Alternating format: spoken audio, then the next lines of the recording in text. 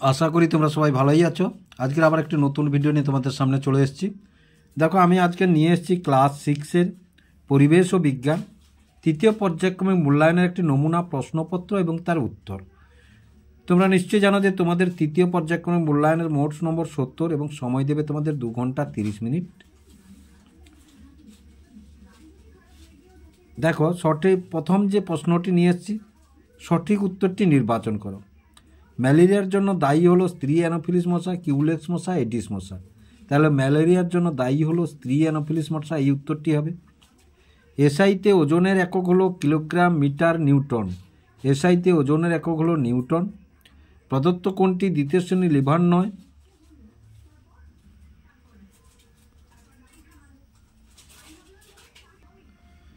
তাহলে দেখো প্রদত্ত কোনটি দ্বিতীয় শ্রেণীর লিভার নয়? কাঁচি হচ্ছে দ্বিতীয় শ্রেণীর লিভার নয়।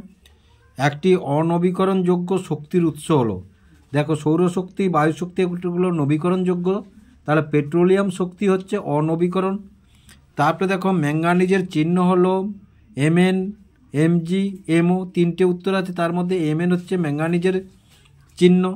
উষ্ণতা মাপা হয় যে এককে, মিটার, কেলভিন, ডিগ্রি, তাহলে কেলভিন। উষ্ণতা মাপা হয় কেলভিনে।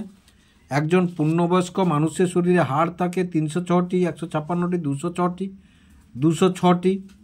আলোকবর্ষ যে রাশির একক, দেখো আলোকবর্ষ হচ্ছে দূরত্ব মাপা হয়, তাহলে দূরত্বের একক কি না দৈর্ঘ্য, তাহলে দৈর্ঘ্য হচ্ছে গিয়া দৈর্ঘ্য দিয়ে মাপা হয়। ঘনত্ব বা আয়তন এগুলো লব্ধ রাশি। দৈর্ঘ্য একটি হচ্ছে মৌলিক রাশি।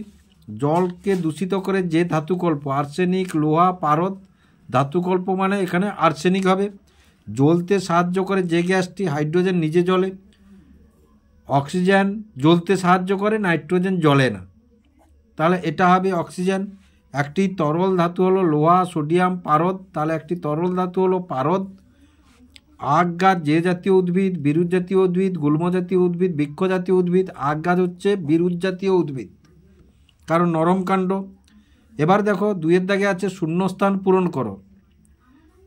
6 নম্বরে 1 করে 6 নম্বর।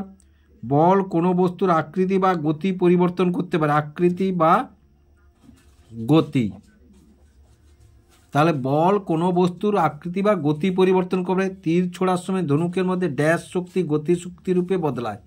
স্থিতিশক্তি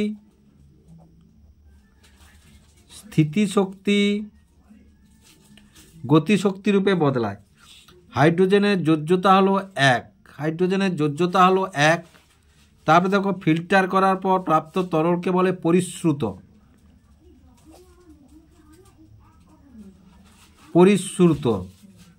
তারপরে দেখো মেরুদণ্ডী প্রাণীদের মাঝ বরাবর ভ্রূণ অবস্থায় থাকে ড্যাশ দণ্ড। কি দণ্ড না নোটোকড।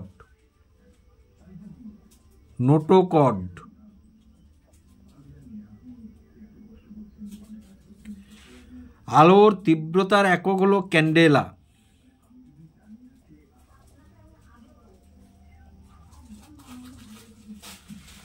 তারপরে দেখো এবার সত্য বা মিথ্যা বাছাই করো। সি হর্স হলো এক ধরনের মাছ, এটা ঠিক। দুটি ঘটনার মধ্যে যতক্ষণের ব্যবধান থাকে তাকে বলে দৈর্ঘ্য, এটা ভুল। বন্য শিম্পাঞ্জির আচার আচরণ বিশেষভাবে পর্যবেক্ষণ করেন বিজ্ঞানী জেন গুডাল, এটা ঠিক। এবার দেখো ক্ষেত্রফল পরিমাপের একক হলো সেন্টিমিটার, এটা ভুল, কারণ ক্ষেত্রফল পরিমাপের একক বর্গ সেন্টিমিটার হতে পারে, কিন্তু সেটা বর্গ কথাটা আনতে হবে।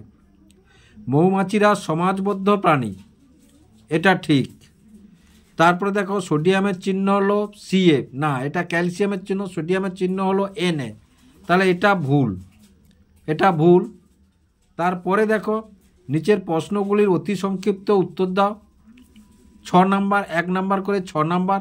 একটি লব্ধ রাশির নাম করো। তাহলে একটি লব্ধ রাশির নাম হলো, আমরা যদি বলি ঘনত্ব, একটি লব্ধ রাশির নাম হচ্ছে ঘনত্ব। একটি লব্ধ রাশি। জল কি কি দিয়ে তৈরি না, দেখো জল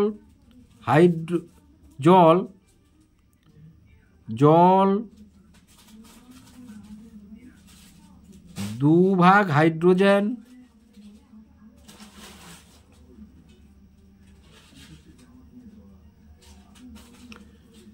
ও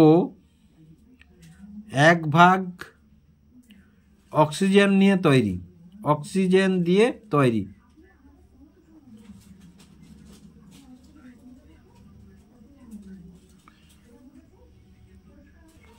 তারপরে দেখো কিসের সাহায্যে নদীর জলের স্রোত থেকে বিদ্যুৎ উৎপন্ন করা হয়? উত্তর যদি আমি দেখি তাহলে টারবাইনের চাকার সাহায্যে। টারবাইনের, এগুলো সম্পূর্ণ বাক্যে তোমরা উত্তর লিখবে টারবাইনের চাকার সাহায্যে।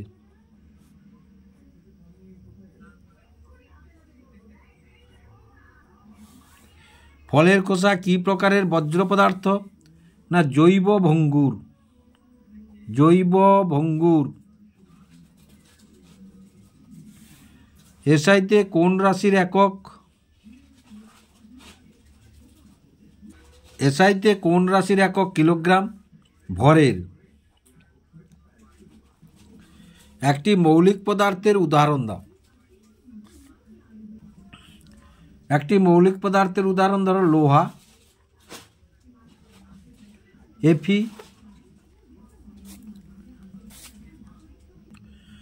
এবার দেখো 5 থেকে নিম্নলিখিত প্রশ্নগুলির সংক্ষেপে উত্তর দাও। 2 × 10 20, 10টি প্রশ্নের উত্তর লিখতে হবে। তাহলে দেখো প্রথম যে প্রশ্নটি নিয়ে এসেছি সেই প্রশ্নটি দেখো, ধাতুর দুটি ধর্ম লিখো। তাহলে ধাতুর দুটি ধর্ম যদি দেখি, দেখো 1, ধাতু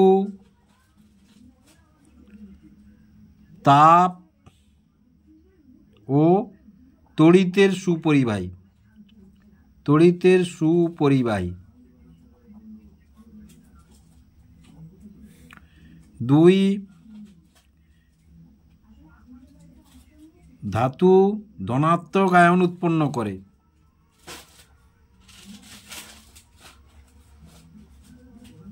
উৎপন্ন করে।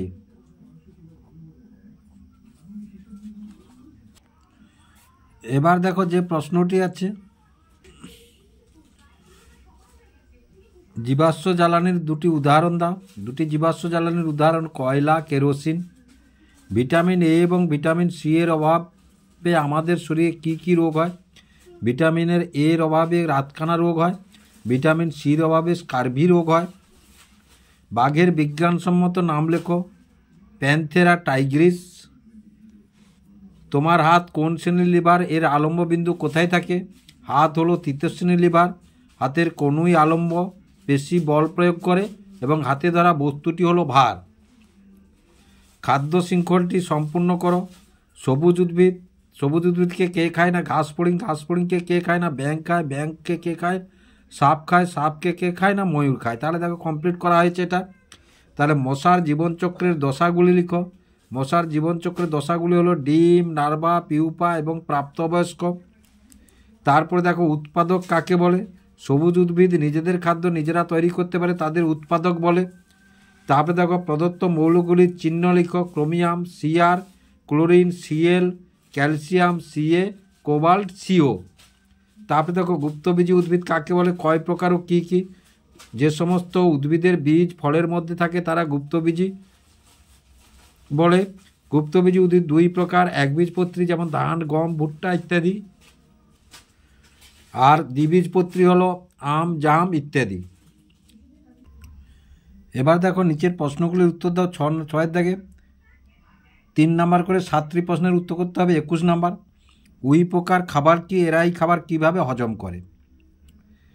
দেখো উই পোকা, উত্তর যদি আমরা দেখি, উই পোকার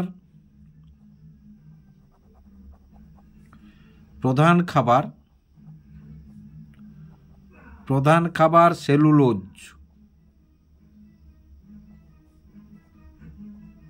সেলুলোজ যা কাঠ, পাতা, তুলা ইত্যাদিতে থাকে।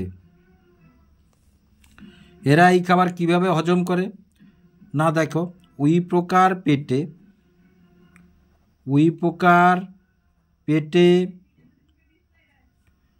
প্রোটোজোয়া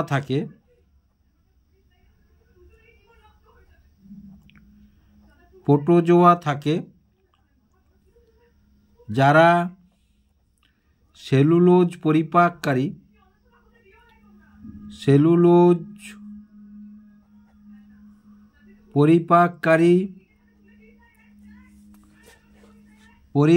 পরিপাককারী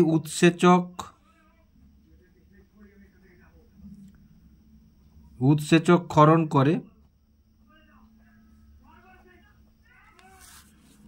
এবং এরা পরস্পর মিথজীবী।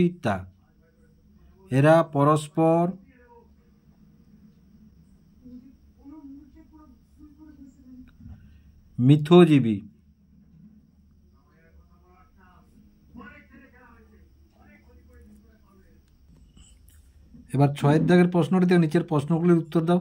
3 নাম্বার করে 7টি প্রশ্ন করতে হবে 21 নাম্বারে। উইপোকার খাবার কি? এরা এই খাবার কিভাবে হজম করে?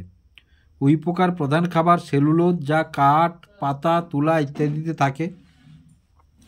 উইপোকার পেটে প্রোটোজোয়া থাকে, যারা সেলুলোজ পরিপাককারী উৎসেচক ক্ষরণ করে এবং এরা পরস্পর মিথজীবী, অর্থাৎ উইপোকা এবং ওই যে পেটে যে থাকে প্রোটোজোয়া, সেটি হচ্ছে পরস্পর মিথজীবী, মানে পরস্পরকে উপকার করে।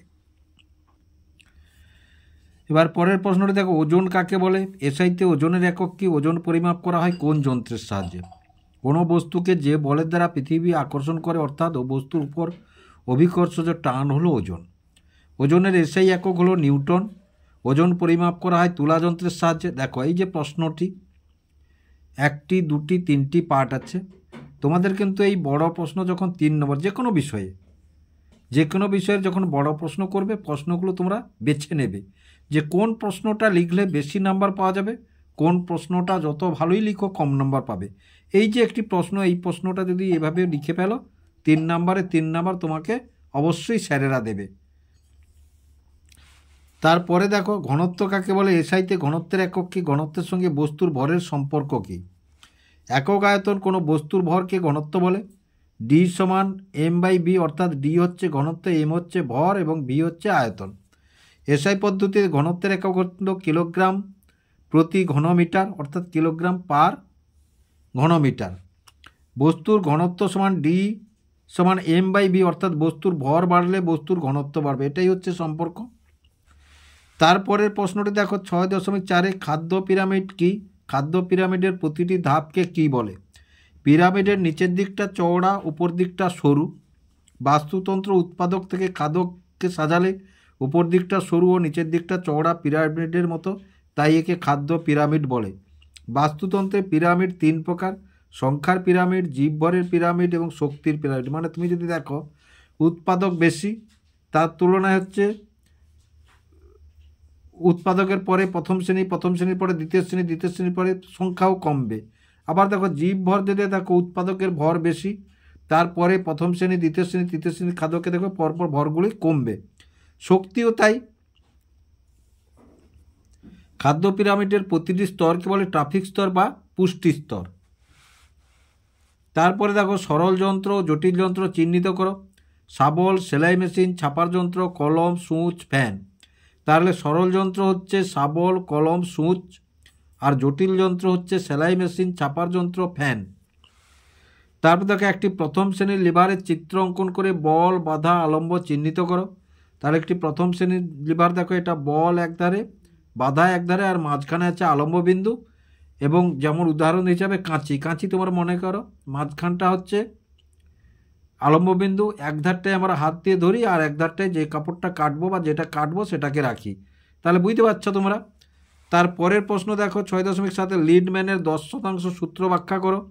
লিডম্যানের 10% সূত্রটি হলো কোনো খাদ্য শৃঙ্খলকে প্রতিটি পুষ্টিস্তর শক্তির মাত্র 10% পরবর্তী পুষ্টিস্তরে স্থানান্তরিত হয় এবং বাকি 90% শক্তি জীবন্ত জীবদের শ্বসন, বিপাক ইত্যাদি শারীরবৃত্তীয় কাজে ব্যয় হয়ে যায়, যা তাপ শক্তি হিসাবে পরিবেশে নষ্ট হয়। যেমন ধরো ঘাসে যে পরিমাণ শক্তি উৎপন্ন হয়, এটা একটি উৎপাদক, তার 90% নিজে খরচ করে, বাকি 10% ফড়িং যখন ঘাসকে খায় 10% ফড়িংয়ের মধ্যে যায়। আবার এই 10%-এর 100%, এইটা 10%টা এখানে যখন গেল সেটা 100%-এর যে পার্সেন্টটা হলো তার 90% নিজে ব্যয় করলো, তার 10% পরবর্তী ধাপে গেল। আবার এই যে ব্যাঙ ব্যাঙের মধ্যে যে শক্তিটা গেল, পুরো শক্তিটাকে যদি 100% ধরি, তার 90% নিজে ব্যয় করে। ব্যাংকে সাপ খেলে সাপের মধ্যে গেল 10%। আবার সাপের মধ্যে যে শক্তিটা ব্যাংক থেকে এলো সেটা তার পুরো শক্তি, সেই পুরো শক্তিটার 90% সে হচ্ছে নিজের কাজে ব্যয় করলো, বাকি 10% সাপকে যে ময়ূর খেলো, ময়ূরের মধ্যে গেল। তাহলে আশা করি তোমরা বুঝতে পারলে, এবং যদি ভিডিওটা ভালো লেগে থাকে লাইক এবং শেয়ার করবে ও চ্যানেলটাকে অবশ্যই সাবস্ক্রাইব করবে নতুন নতুন ভিডিও পাওয়ার জন্য।